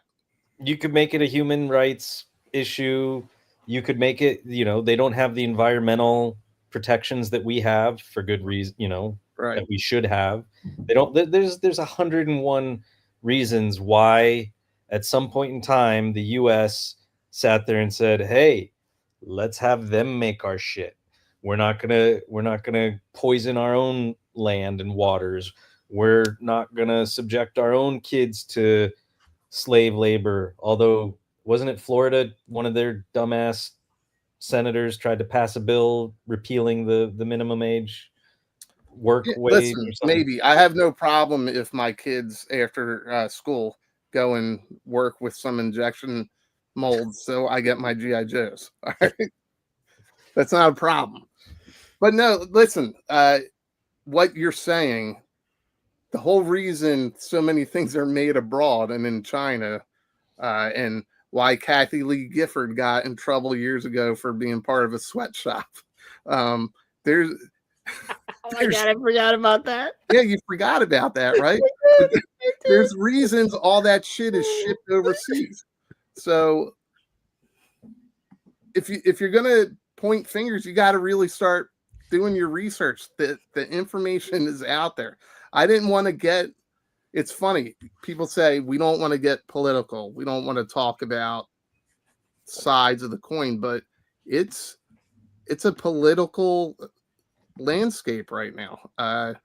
And like Spec, like you said, all sides, everybody's being affected. So there's going to be people that believe it's brilliant. You're going to have people that say, you're destroying everything. And then you're going to have people in the middle. Some of it still is, it's very early on, and we do have to kind of navigate and wait and see and hope that the people in charge or elected officials listen and start doing stuff for us. But again, we're way off topic. We're talking about SUPER7 and how all the issues we're talking about right now have nothing to do with what just happened yesterday. But they want to do with it. But it seems like they want to blame it, and that's the problem. They were on their way to doing this. Had Trump said, you know what, there are no tariffs at all, they were still on their way to laying people off. This was just their way, in my personal opinion, that they can use it and say, well, this is the reason why we had to do it. And I think most people that have a brain can look and go, well, you guys were having a lot of issues before. Right. And we're not making excuses. And we're just saying, if you're looking at the total thing, there's shit that was in place before they were probably already on this road. And it sucks. Just like the same with Funko and like laying off Mondo, right? It was the same thing. They were going to lay people off. It had nothing to do with the tariffs. Now if we're talking about in 2 months, it might. A year from now, yeah. If you're talking about a year from now, when you've really had enough time for this to affect people, for people to go, you know what, I'm not going to spend $35 on a G.I. Joe Classified that's a basic figure, right? Or $35 for a Marvel Legend, and you're going down the road, then that's just it. Bobby, he told me he pulled someone over, and they're like, it's the tariff's fault I was speeding. And he was like, all right, I'll let you go. I was trying to beat the egg prices. Listen, even before this, I had heard from some insider friends that SUPER7 was potentially in trouble, right? And this is what we've been saying. This isn't new news. Whether you like them, whether you don't like them, whether you think their product was a ripoff, whether you think what they did was fair, like, I don't, was the tariff the straw that broke the camel's back? If this hadn't been happening right now, would they have been able to stretch out for a few more months or the rest of the year while they had time to try and figure things out? Those are the things that we don't know, right? These extra costs that they may have, may not have, because they do have new product coming in, like those turtles and all that. So I don't want to sit there and say that blaming the tariffs is just outright wrong. We know that they had issues. We know that fiscal responsibility or whatever may not have been their strong point as a company. But whatever's going on with these tariffs day in, day out, changes, whatever, could have affected their bottom line and caused things to come into play sooner than they initially had planned, right? It just seems odd, and it seems like it's just a convenient way for them to blame the conservative party that's in power, and we're going to blame it on that. Quip is saying, Kyle said it was definitely the tariffs via social media. Tariffs might not be solely to blame, but it could have been the last straw. The only thing is, we have been watching this happen. If SUPER7 was just booming right along and they're selling products, and BBTS is never pricing it down or putting it on, discount and everything, Entertainment Earth is like, hey, we can actually get this out to you. Awesome. But it just seems a little too convenient. Now, let me play a little bit of devil's advocate here. You do that, because I've seen your Facebook profile. So listen, what if on Friday leading up to Friday, the 2 weeks leading up to Friday, they said 145% tariffs. We can't. So they get with their HR, they look at everything, and they put everything in place for Monday morning that played out yesterday. So how many employees were actually affected? I don't know. They made the decision on Friday based on the information that they had. Then they woke up Monday morning, and now it went from 145% tariffs down to 30%. They have another quick meeting, and they say, well, financially, we can clean up. They make all these decisions. They had meetings. They had to have meetings before they started hitting people, or was it already in place and they can't turn back? We're not going to know. I don't work for SUPER7. We're keyboard warriors right now. We're speculating like everybody else. More information will come out. I mean, Spec, you're talking about product, the new turtle line. Is it still coming? Are things going to get canceled? Do I now have one of the rarest reaction figures because they're not going to be producing them anymore? Who knows, right? Right now, it's all speculation. Hey, Baldy, you want to take this question? Baldy, have you ever worked in a corporate environment? Yes, I have. Next question. And then, hang on, there was one. I don't know if Rick is talking to Grizzlehorn in the chat or if he's talking to us, because this is exactly what we already said. So I don't know who's thinking small. Right, but listen, I'm upset for, just like when a big corporation, Hasbro, had their layoffs. They've done quite a few in the last couple of years.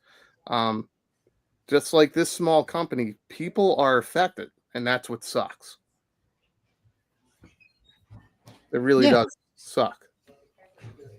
No, and again, and no Quip said, this is 90 days. But again, this is something that you're working on.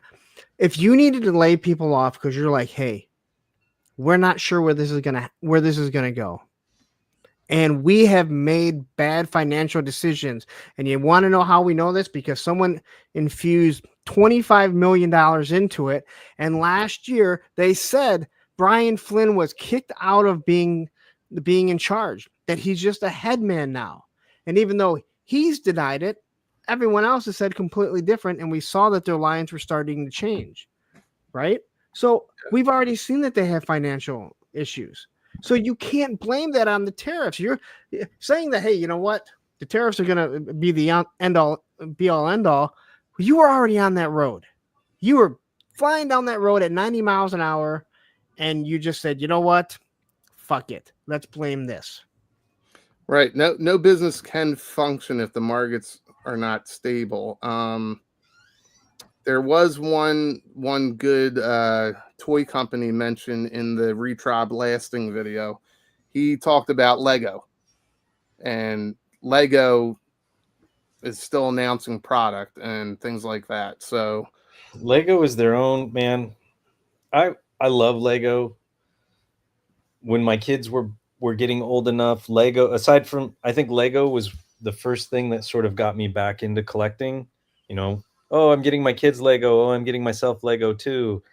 It's cathartic to build, have a beer, have a glass of whiskey, put on a movie, build Lego, turn your brain off.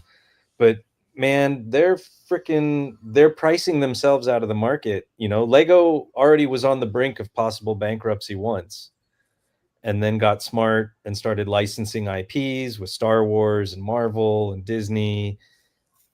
But not, and also realize, like, hey, lots of adults are buying our products, so let's come out with all these adult sublines, the Lego icons, the plants, the flowers, the whatever. But like, look at their pricing now. I haven't bought a Lego set in I don't know how long, because they just, like, it's just ridiculous. It's not sustainable. Yeah, it is ridiculous. But if you look at Todd here, Lego is the Toyota, which is, you're looking at two different industries here. They're the Toyota of the toy industry, and You're right. Toyota is having a Toyota-thon. They're still going through with it. So it's because Is that a Lego-thon? prepared? Were they prepared? No, nobody was prepared for this trade war. Nobody knows the long-term effects, but there's daily meetings, there's daily, hourly conversations of, hey, I just heard this, and this may have happened, and so it's. I want to say they were in a better position. So Yeah. Lego's in a better position than most toy companies. so. But- We have to address "Hi, it's me." I think that might be one of the worst things to have. I mean, we've all stepped on a Lego. I don't want to think about what a Lego could do elsewhere. But you know what? You do you. All right. Literally, you do you. But You- one you person said, "If is there one thing?" And I can't find it, but they said it can't be one thing that made them close their doors. But No, it's probably a multiple of they factors. probably had 99 problems, and this bitch ass one is the one that is that last straw. They're using it. But maybe they were not sustainable, and then 145, they're like, fuck, we gotta cut all these people, and then Monday they're like, oh, we still have product coming. Maybe they can get another company to invest, because on paper maybe all those numbers change. I have no idea. That's why we're Or this was the investor saying, "Hey, you know what? You have one last chance. This is one last chance. You know that there's going to be some tariff fees. Yep. You need to lay some people off because you have done a piss poor job of running this company." Or maybe new figureheads came in and they went, you know what? We're cutting everybody here and we're starting over again with this core group here. We don't know. They brought the Bobs in. This video might age poorly in the next week or two, or it could be right on point. It's like if Hasbro closes their doors in the next 37 years, then we would say that we were right. As long as it's in that 37-year mark. Well, it depends. If you live to 90, it's going to be longer than that. It's true. Listen, my mom's not home yet. She's not home just yet. And a lot of this talk I can see Spec, you have glassy eyes, and I can just see. Oh my God. So do you guys want to talk something a little bit different before we wrap this up? How many total people do we have watching right now? We have 98. 98 people watching. Hit that like button if you haven't yet. Make sure you go to all the channels and subscribe to each channel, because it's multicasting on 4 different channels. And you know what? Larry had a behind the scenes idea. Due to tariffs, we might trim this down to 1 channel, but we have not had a full conversation about it. But we'll get there. But listen, before everybody gets upset, I thought that you guys want to do like one more fun things. No, we're not talking Pete Rose. But listen, I have some signed Pete Rose stuff that my uncle left me. Hey, you're a sports guy. Yeah. What do you think about them doing that? I knew it was coming. So I too. I mean, I think most people would know. They're not going to give him the satisfaction while he's alive. And even the commissioner today said that it would be lifted upon death for people who have been banned. One rule. Do not bet on baseball. Yeah, as a player or a manager. Yes. Don't bet on baseball. It wasn't that hard. He should not be allowed in the Hall of Fame. He should be completely banned, just like Shoeless Joe Jackson or Joe whatever his name is. And I'm sorry. You have one rule. I think Spec fell. He may have I fallen down. hurt. Everything hurts. Listen, you guys want to see something exciting? Is it the Manscaped tutorial? Yes. Look at this. Look at how much bigger this thing looks once you manscape. Did you guys see this? I did see it. That's not artwork. That's Nicolas Cage. Oh, that is artwork. No, it's That is stylized. Yes, picture. that is art. That is art. I mean, yes, I am okay, it is beholder. artwork. It's not. I mean, it's stylized. Is anybody excited for this? I am. We'll wait and see. I mean, I'm not excited, but I hope it's just I a didn't short get it. thing, like maybe a season or two. Keep short episodes, but I pulled some of these stills. This trailer was kind of like, the beginning of Batman the Animated Series, and like Sin City kind of mixed together. It looks like a lot of fun to me. So I'm hoping that they nail it. Yeah, the only thing, apparently there's going to be the black and white version, which makes sense because it's noir. And I guess they're also going to release a color version for all the freaking millennials that can't handle black and white images. Well, I'm excited for Spider Noir. Did I say Would I that have to right? change the name for the color version then? Spider-Man. Color. Spider color. Just don't call it Spider Colors because then it's racist and stuff. Well, here's another thing that dropped. Since a lot of G.I. Joe fans are here, this was shared to me, I don't know how many times today. So I took the liberty of getting the QR code for this Atomic Arcade Studio, so you guys can go check this out on their Instagram page. Just scan this with your phone when we're done here. But they dropped that along with G.I. Joe, that they're coming out with this Snake Eyes game. Did you see this, Punk? I keep reading that it's a trailer, but all I see are these render images. So Same with me. I went looking for a trailer and I found nothing, but I saw the render. Okay, so listen, if you go here, right where you see this QR code, do you guys know where QR codes are? What's the QR code? All right, so if you scan that thing with your phone, it's going to take you right to their Instagram page. That very first thing there is like, I wouldn't call it a trailer, but it's a moving image, so it's like kind of gameplay. That's what I saw.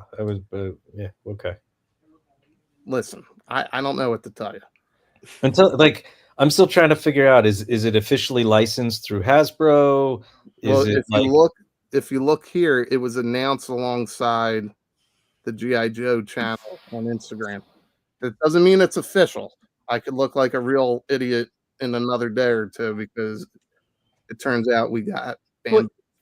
You wouldn't be able to do it if it wasn't officially licensed by Hasbro. Right. And you couldn't call it G.I. Joe. Just like I call bullshit. Oh yeah, listen. You're not wrong. Listen. You're not wrong. Don't click it then. Don't click that QR code. Click it. Do it. It's a video game, Bill. It's a video game, and it's I think the way when I was looking at it, it reminded me of the slow-mo of Mortal Kombat and Injustice. If it's a good game with a good story, that's all I care about. But like, I'm not going to get excited over these little renders. Like, wait till you have something substantial to show me. Well, there's the symbol right there at the hilt, which is pretty cool. But it does look like maybe he cut open a chocolate layer cake. That does not look like blood. That looks like fudge or something. Wrath of Cobra was fun. And it's a cheap little game, and it like tickled that fancy that it needed to for the short amount of time that you play it. It gave a thrill for a little bit. Also, I had this sent to me. The keyboard warriors. It kind of looks like this guy right here. Wait, hold on. How do I get it on you? A, There you go. a matter of fact, give me a second. Oh, Bill, were you talking about Spider Noir? It's the Spider Noir character from the Spider-Man cartoon movies, but this will be a series, a TV series. I thought you were talking about the Snake Eyes game. Wait, are you showing us something else, Punk? Yeah, hold on. So you have your keyboard warrior. I hear keys at the front door. So Look. All right, hold on. There. Wow, look at that. Well, you know what's funny is I can do you right and the image. Hold that up again. So dark. Yeah, it needs a darker beard, slightly lighter skin tone, and then the picture itself needs a slightly darker skin tone, and we would be good. I need keyboards on the swords. Yeah, and keyboards. But yeah, that's pretty dead on.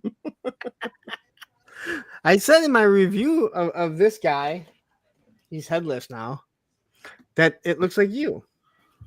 Pretty close. Yeah, listen, I think we covered most of what we wanted to. We don't know. Things are constantly changing, and I'm wrapping it up now, man. So yeah, it's super. I'm wrapping it up. I'm with my friends.